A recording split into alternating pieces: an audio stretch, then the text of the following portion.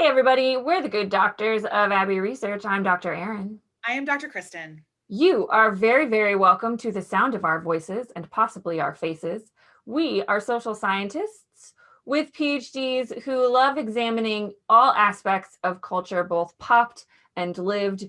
We do this for the purpose of educating folks about what it means to build empathy and work towards inclusive communities.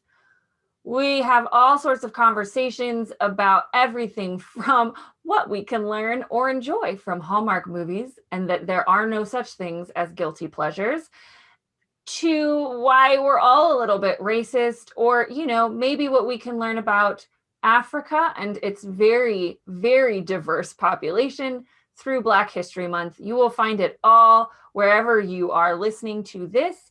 Please make sure and do all of the subscribing, liking, sharing things that are possible. We love to engage with you guys about this. So comment and question away. This coverage is about the FX show miniseries, documentary series, Docuseries? I think I called it. Is that the word we're landing on? The Called word I very landed on. aptly Pride. Pride. This, for us, ticks two boxes. One, we love talking about streaming coverage, especially things about or by women or other marginalized communities. So this docuseries ticks that box for sure.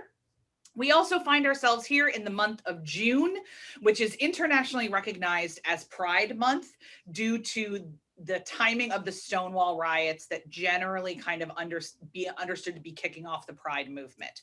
So this is there are lots of months throughout the year that it's difficult to celebrate because there are so many months, but Pride is one we try very hard to highlight every single year. It's an important intersection that we feel needs to be given as much attention as possible to embrace the breadth of the intersection.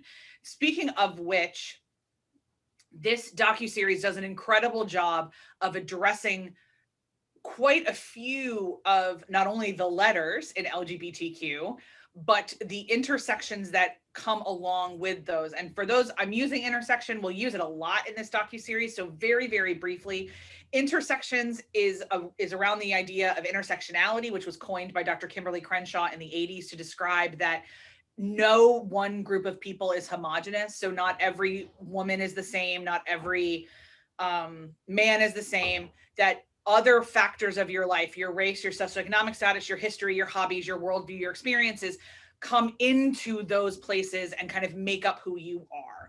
And so even as this docuseries talked about several trans women, it was clear to make sure that those experiences for people were different depending on what their body shape was or their race or their socioeconomic status.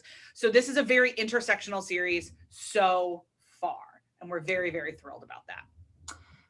Episode 1, and it's a 6-part docu-series that's on FX and then FX for Hulu. And episode 1 is the 1950s. Each episode is going to cover a decade, which I love this idea of exploring the history and development of what pride means and expanding that definition, I think, which is, It tells you very early on in this docu-series that it's going to do that. So this episode covered the 1950s. It's called People Had Parties, which they did. And right out the gate, it tells you that it's going to be myth busting some of maybe our broader perceptions of queer life in America pre-Stonewall, pre what we consider Pride movement time. Because the perception is that, everybody was in the closet. There was no acceptance for gay folks, transgender folks, lesbians, whatever. And that their lives were miserable, that it was the dark time. It was the dark ages before the joy of Pride. And this documentary showed in a lot of ways in this episode that that's not true.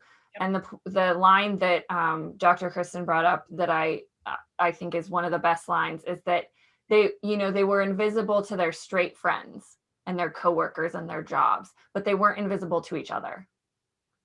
And the incredible use of documentary resources, archival resources of all of these home videos showing the love and community that humans find with other humans, regardless of where you fall on any spectrum. but especially for these people that could really only be themselves in private spaces at the time, was a pretty great part of this episode. And I want to say too, there are still populations of people that are hidden from public view, but are not hidden from each other. There's a lot of kink communities that are like that. There's a lot of more, low key, even my fandom community is pretty hidden from main view. So this is not, we are not like open with everything. I don't think humanity will ever be. There's always going to be pockets of humanity that are hidden from public and not invisible to each other, and that slices into more dangerous territories as well. Yeah. And communities that the rest of us might not even celebrate, once they kind of come out of things. But I love that idea of hidden but not invisible. Yeah. And it is so important. Narrative wise, I will say I love how they are using actors to portray people who have passed in ways that doesn't feel kitschy, and instead is not reenactments, is actually like intimate conversations between that person and us, the audience, like reading from their diaries, or it's performative in a way that it's like a performance of that person. Yeah. Not just a historical rendering of that person. Yeah. Like no one's wearing, like, yeah, it's just, I'm struggling to define it because I'm sure it's defined as reenactments within the script treatment, but it feels so much richer than that. I watch a lot of true crime, y'all. I am no stranger to a reenactment, and I am no stranger to a poor reenactment. This is expertly done. There was a couple things with camera work where I was like, okay, let's dial this back. You guys are... Why everyone needed to be walking down halls. I don't know why people needed to float. That was weird, but like, cool, you got a budget. Mazel tov, have fun. So like someone just got new equipment. Yeah. Have a blast. But it never distracted from what they were doing. No. So narratively and construction wise, obviously it has money behind it. Obviously it is being told by people who know what they're talking about.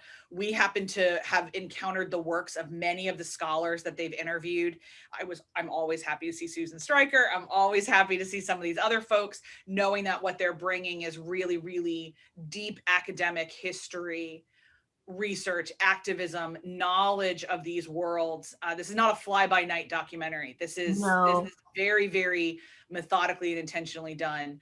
And then I want to talk, the only other thing I want to talk about is how much I hate Joseph McCarthy. Do you have anything else before I get onto that? Yeah, that was not a great part. But I think we should end on why the 1950s and what the 1950s changed, because I think that's really, really important moving into the 1960s, I would imagine. The thing I wanted to talk about, again, was a little bit of this intersectionality, and particularly the story of Christine Jorgensen, who was an ex-GI that transitioned after their service and became... Importantly, in Denmark is where they got which I find fascinating anyway. As a Dane.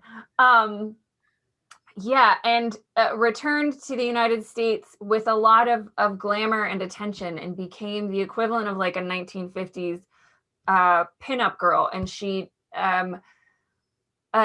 was very aware of what glamour did. And like they have actual footage of them talking about glamour as resistance. Which I do love. Which I loved. And like the performativity of her transition to a transgender woman. They were called transsexual at the time, which I learned a lot. Super ignorant Dr. Erin in going into this series, folks. So if you identify with that, just stick with me, because I was like, what is this? My PhD's in gender, so I did some of this before. It's not that I'm a better person. It's just that I don't know about prisons. So like this is one of the intersections I know more about. And I came to my feminism, honestly, but late. And a lot of what I learned about feminism and explored different parts of intersectionality and what it means to really engage with other folks was through my relationship with Dr. Kristen. So I give her full credit for being like, oh, you haven't read this book? And I'm like, what? So the story of Christine Jorgensen was fascinating to me, but it also really was so great at demonstrating how the show is using that intersectional lens, because they talked about how popular she was, how accepted she was. She was like a really popular cabaret performer, kind of a Marilyn Monroe-esque character. Amy. And yeah, they were really honest that it was her whiteness and her conventional femininity that made her more acceptable culturally. And those are so important for us to understand any queer experience and human experience. And any human experience, that this idea of breaking, we're always and what was the word they used? We're always finding ways to get loopholes to stay in the binary. Yeah, I loved that conversation about loopholes, about being a woman with a penis and what that could kind of look like. And loopholes to stay within the binary is A, a really great band name, and B, the story of a lot of our lives. Because it's about, like, I think we do it out of resistance and survival as well. Yeah. And the more blatant your nonconformity is, yeah, the less you have loopholes available to you. Yeah. And this whole episode, and I imagine the rest of the show, was really good at dropping those tiny nuggets that are so valuable. And like literally, y'all, while I was watching it, helped me reframe how I see humans and think about the performance of our identities wherever we fall in any category. I love that. And why we do that, and what it means, and what how society binds us within that. And so, like, I could just gush about this show forever because it was a light bulb moment in a really small way. And those are the really effective docuseries. So speaking of the intervention of society into people's lives in the 1950s, let's finish up by talking about Joe McCarthy. Okay, so for folks who are not Americans or Americans who don't remember this, Joseph McCarthy was actually, I'm assuming he's dead because we always talk about him in past tense. He has to be. Yeah. He has. So Joseph McCarthy was incredibly powerful politician in the 1950s in the United States.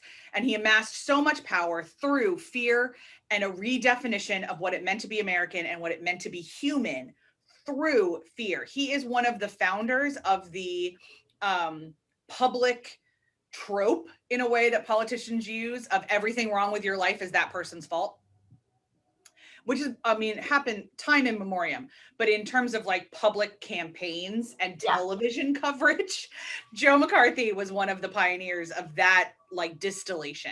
Yeah. And for him at the beginning, he literally chaired a thing called the House Committee on Un-American Activity. Yeah. Whole thing. He started with the communists. Now, the Red Scare in the United States, wide, complicated, all those things, was absolutely fed by the language and the fervor that McCarthy created, specifically around performers in Hollywood. Mm-hmm. And keep an eye out. We're going to be doing more coverage on exactly kind of the 1950s in Hollywood, because there's a lot of racial elements that are not talked about enough. And so obviously, when things aren't being talked about, we want to talk about them. So keep your eyes peeled on the Abby Research Reads book review channel, which if you have not subscribed, link below, because we'll be talking about that a little bit more in the coming months as I finish some of these books. But when he couldn't root out all of the commies, because spoiler alert, there really weren't any. There weren't that many. And the ones that were legitimate, actual, factual communists like Julius and Ethel Rosenberg were a lot better at their job than he was. But he then moved on to the gays, and was very, I'm assuming, incredibly influential in getting President Eisenhower to outlaw gays in government and homosexuals in government. I don't even know what word to use. I hate all the words that they used. Anyone who is homosexual, I think, was not allowed to work in the federal government. They banned the hiring, and which obviously then led to investigations and firing of people who were deemed homosexual. I guess we can say it that way, to using the historical language. Yeah, there we go. And this led to something called the Lavender Scare, which we've heard referenced several times. We have not investigated. So if you are watching this and have resources on the Lavender Scare, please share them with us. Or if not, keep an eye on this channel, and we'll be back when we know more. Yeah, and I think transitioning from what this episode is, the 1950s to the 1960s, it's so important to understand this shift in American culture. Yeah. Because the why, like, you know, we can talk about a lot of things that happened, right? Television, news coverage, radio coverage, all these technological developments that meant this wasn't the first time politicians had been involved in defining what it was to be American and using fear and the first time it intimidation. happened on TV. But it was the first time that it happened on TV. And this amorphous, petrifying Red Scare. Yeah. For a generation that had survived many of them 2 world wars. Yep. The incredible destruction of atomic bombs and the continued threat of nuclear development from the Soviet Union. All of that plays into this fear where the government starts policing who gets to be American, and then society starts policing what it means to be American. And what it means to be human. And what it means to be human. And so the ramifications of that are not small. And we get one story in particular of Lamar Hunt Jr. and his father, Senator Lamar Hunt, which was just heartbreaking. And the involvement of Senator McCarthy and his cadre in the eventual death by suicide of Senator Lamar Hunt.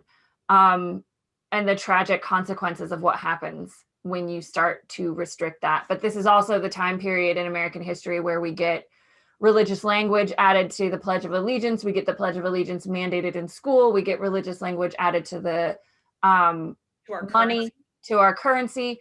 So it's a part, you know, the impact, obviously, you know, finishing with this idea of intersectionality, the intersectional experience of this constriction happens in a lot of ways to a lot of people, affects people differently, certainly affected queer life in America differently than other intersections. And I am really excited to see where this super cool docuseries takes that in the 1960s. Absolutely same. I can't wait to see where it goes. I'm grateful to everybody who worked on this for teaching me, and to any of you who are able to continue to teach us as we talk this out together. We love learning, and it's just, we're both giddy over this thing, as you can possibly tell. So we'll see you next week for the 1960s. And in the meantime, we hope that you are in spaces where you are seen, whether that is hidden or not. Take care, everybody.